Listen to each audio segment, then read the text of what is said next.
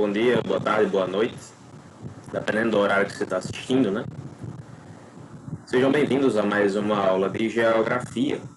Nós hoje vamos falar um pouco com relação ao neoliberalismo, né? A gente já falou sobre mercantilismo, já falamos um pouco sobre liberalismo, e agora a gente vai falar um pouco sobre o neoliberalismo, né? Como seria esse neoliberalismo? É o que a gente vai entender de agora em diante, certo? Então vamos lá. Pessoal, só para a gente lembrar um ponto importante, esse prefixo neo significa novo, tá certo? Então, neoliberalismo seria o quê? Um novo liberalismo. Então, nós vamos encontrar muitas semelhanças no neoliberalismo, que é bem mais recente que o liberalismo que a gente estudou antes, e a gente vai colocar aqui alguns pontos que vocês com certeza vão associar uma coisa com a outra. Vocês vão automaticamente juntar as duas coisas, né? Vão pegar coisas que se assemelham, né? Características que vamos dizer assim, combinam. São parecidas uma com a outra, né? Afinal de contas, no liberalismo, o governo ele não interfere tanto na economia. A gente vai ver que no neoliberalismo temos isso também, essa mesma situação, tá bom? Então vamos lá para a explicação do assunto, né? Um assunto bem interessante. Então vamos lá. O neoliberalismo. O que seria o neoliberalismo? O neoliberalismo é uma doutrina econômica que se desenvolveu desde o final dos anos 1930. Então veja que é algo do início do século XX, o século passado, bem recente, né? No plano internacional, tinha por objetivo reduzir as barreiras dos fluxos globais de mercadorias e capitais. Seria uma abertura econômica e financeira, ou seja, facilitaria o comércio entre os países, porque às vezes existem barreiras, tarifas que são colocadas para dificultar o comércio entre os países, taxas, impostos. Quando você elimina isso, você facilita mais o comércio entre os países. Essa é a lógica do neoliberalismo. Continuando, né? O que beneficiou principalmente os países desenvolvidos e suas corporações transnacionais. Lembre-se que as corporações transnacionais são aquelas empresas que têm a sede em um país, mas colocam filiais em vários países diferentes. Coca-Cola, por exemplo, tem a sede lá nos Estados Unidos, né? E tem filiais espalhadas em vários países do mundo, né? Só para citar um exemplo, né? Ela é uma corporação transnacional. Então, facilitando o comércio entre os países,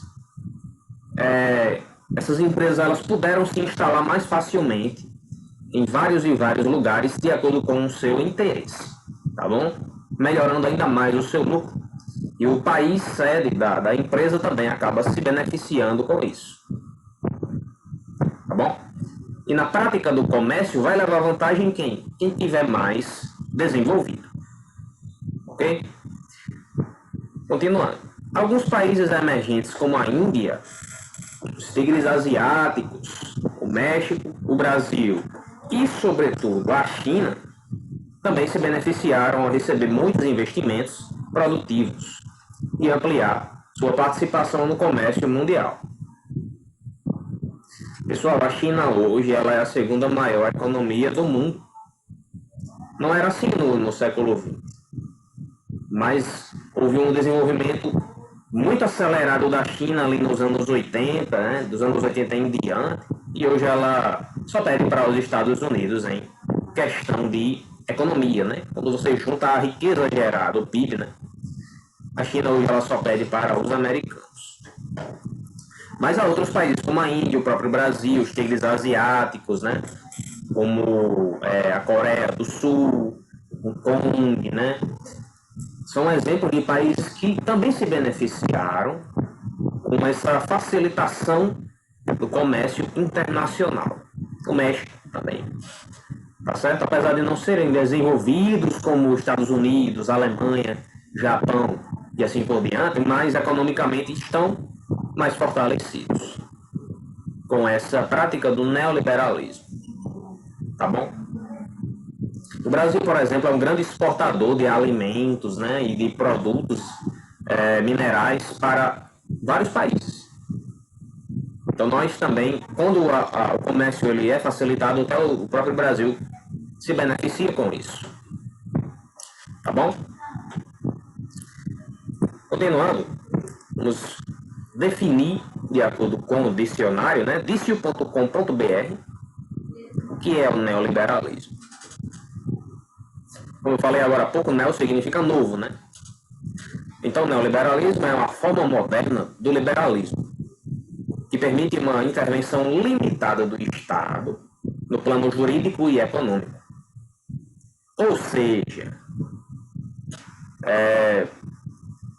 o governo do país ele não toma decisões que vão interferir diretamente no funcionamento da economia, né?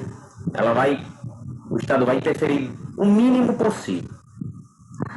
Vai interferir o mínimo possível na economia. Isso pode ser perigoso? Pode ser perigoso. Você deixa a economia ali correndo solta, sem interferências, pode causar crises econômicas, inclusive. Daqui a pouco a gente vai falar exatamente sobre isso. Tá bom? Então se lembre, o neoliberalismo, diferentemente, por exemplo, do que acontecia lá no mercantilismo, né? No liberalismo e no neoliberalismo, o governo ele vai interferir minimamente na economia, tá bom? No plano jurídico e no plano econômico também. Certo?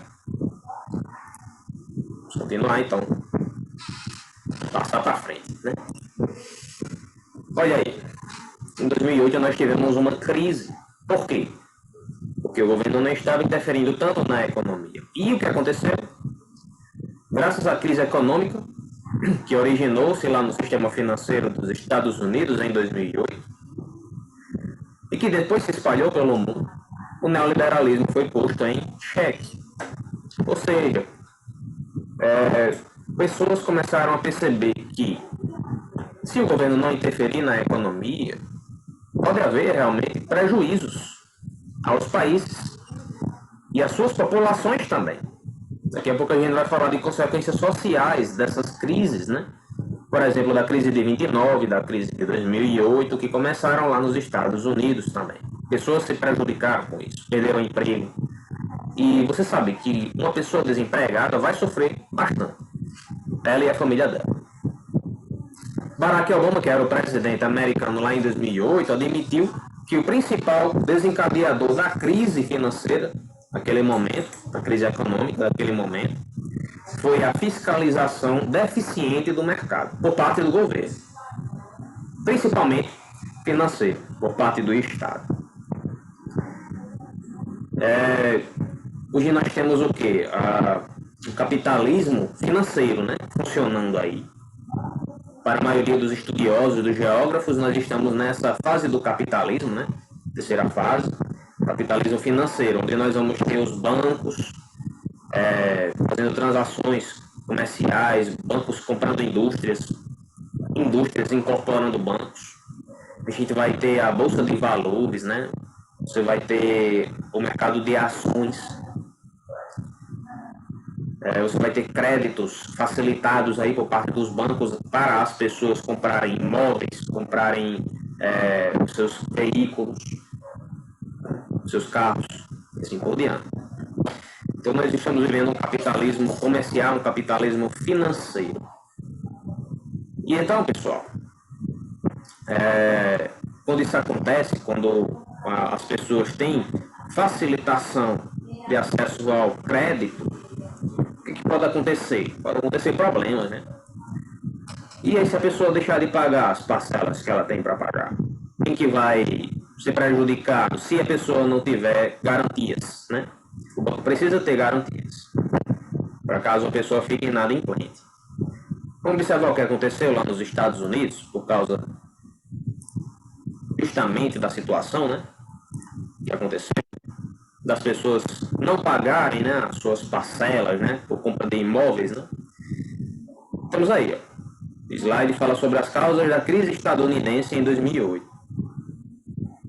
A crise de 2008 lá nos Estados Unidos fez o país passar por sérias dificuldades. Nós temos aí o tio Sam, né, aí passando um problema de coluna, né? A coluna tá doendo. Significa que aconteceu alguma coisa errada, né? Aí ele fala, né? Recessão, crise imobiliária, dólar desvalorizado, desemprego, inflação. Ó, a crise foi cruel com o tio Sam, né? Nos Estados Unidos. O que causou essa crise de 2008? Observe um dos fatores aqui, ó. Se você observar aqui, ó, no quarto ponto, né? Os bancos passam a emprestar dinheiro sem avalista. E aí? Portanto, sem garantia de pagamentos. Esse mecanismo é conhecido como subprime. Então, sem garantia de pagamentos, ele concedeu aí crédito a pessoas indiscriminadamente, né? Vamos dizer assim.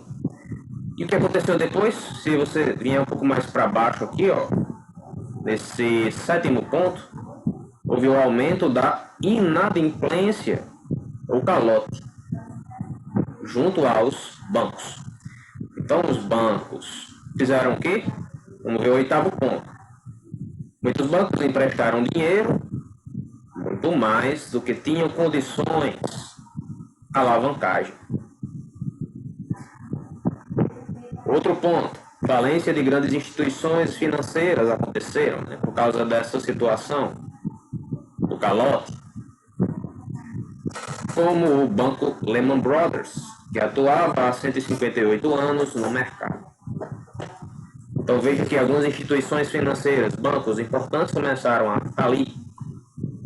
O banco precisa de quê? De dinheiro. Se ele não tiver o dinheiro que ele emprestou de volta, aí vai tender a falir, né? Tá bom?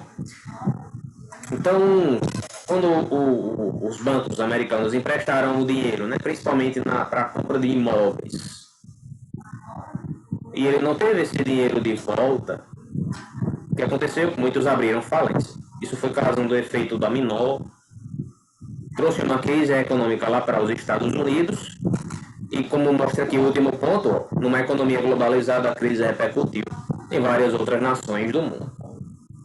Porque os Estados Unidos, querendo ou não, hoje é o país mais desenvolvido do mundo, mantém comércio com vários outros países, uma vez que ele passa por problemas econômicos, outros países passam pelos problemas econômicos também, enfrentam crises também, tá certo? Então, se o tio Sam está com dor de coluna aqui, vários outros países vão sentir dor de coluna também, tá bom?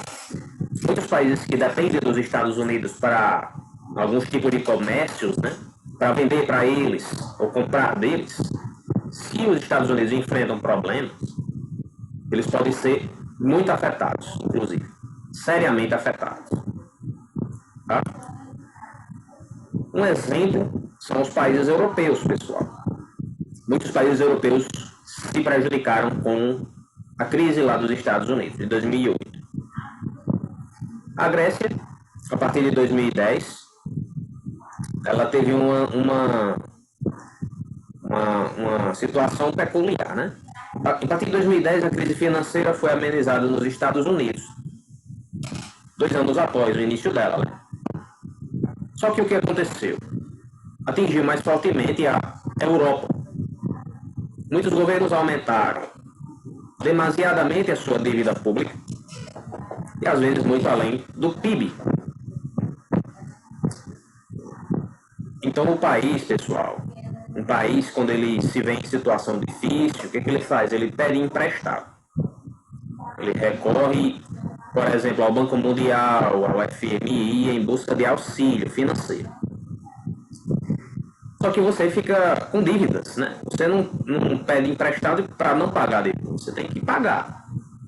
E a Grécia, para tentar passar por essa crise, fez exatamente isso, aumentou a sua dívida pública.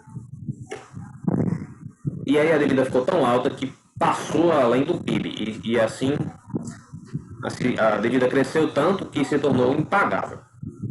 Em 2011 chegou a 355 bilhões de euros. É muito dinheiro. Se você pegar aí e for converter para real, dá para ir 1 trilhão de reais hoje em dia. Isso correspondia a 171% do PIB na época, e em 2014 a crise se agravou, chegou a 177% do PIB lá da Grécia. Então, numa situação dessas, o país ele tende a passar por sérias dificuldades, né? A população ela acaba sofrendo também. Como assim? Por que a população ainda está sofrendo se a economia do país não vai bem? Vamos entender, daqui a pouco a gente chega lá. Empréstimos.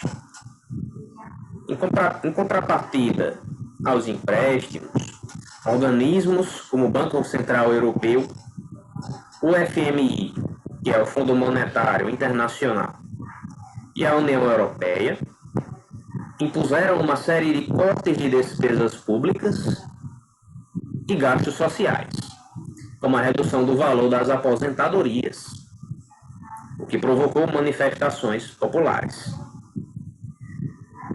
Então, como é que a dívida vai ser paga? Como é que eles vão conseguir pagar a dívida? Vai ter que tirar dinheiro de algum lugar. Então, se o dinheiro voltado, por exemplo, para benefícios sociais puder ser cortado, vamos fazer isso, né, para ajudar? Você tira dali, da sociedade, da população e vai pagar a sua dívida. Foi isso que foi proposto à Grécia fazer. Só que o que acontece? Quem está aposentado vai gostar de ter o seu benefício, né, diminuído, o seu salário diminuído, né, sua aposentadoria cortada em tantos por cento, né? Ninguém vai gostar. Daí surgiram manifestações populares. Então nós temos aí duas imagens que mostram exatamente o que a gente viu nesse último slide, né? SOS crise. O que a União Europeia faz? Os países lá dão um auxílio, né? Fazem um empréstimo em dinheiro à Grécia, impõem à Grécia estratégias, medidas que ela deveria tomar para pagar essa dívida que ela adquiriu. E uma dessas medidas é justamente fazer cortes sociais. A população não gostou e aí começaram a se manifestar contra essa situação. Nós observamos aqui uma foto mostrando a população grega indo às ruas, manifestando-se, né, contra essas medidas tomadas pelo governo grego. Certo? Vamos lá, continuar. Desemprego é uma consequência da crise. A crise financeira provocou redução no crescimento do PIB de alguns países. Essa crise de 2008, a gente está falando sobre ela, né? E recessão em outros, com um consequente aumento do desemprego. Isto é, transformou-se em uma crise econômica mais ampla. Embora tenha se iniciado no mercado financeiro, lá nos Estados Unidos, né, é a sociedade como um todo que acaba sofrendo as consequências. Então começou com o quê? Com os bancos sendo prejudicados, instituições financeiras. Só que aí no final quem se prejudica também? A sociedade, a população. Por quê? Porque vamos ter o aumento da carga de impostos, cortes de benefícios sociais, redução da renda familiar decorrente do desemprego e piora nas condições de vida.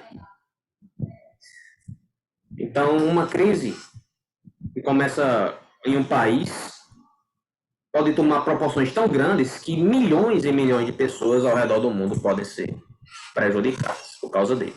Principalmente se a crise se originar lá nos Estados Unidos. E a situação do desemprego, pessoal, ela faz isso, que nem mostra aqui a chave. Ela causa dor, né? Traumatiza, esmaga, né? O pai de família, as famílias que dependem, né, do emprego, principalmente ali do provedor, né, da família, normalmente é o pai, né, o marido.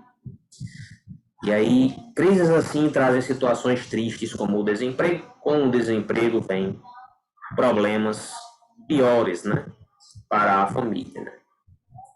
Se ela estiver fazendo algum investimento, provavelmente já não vai mais ter como fazer, né? Tem que gastar ali as suas reservas, né?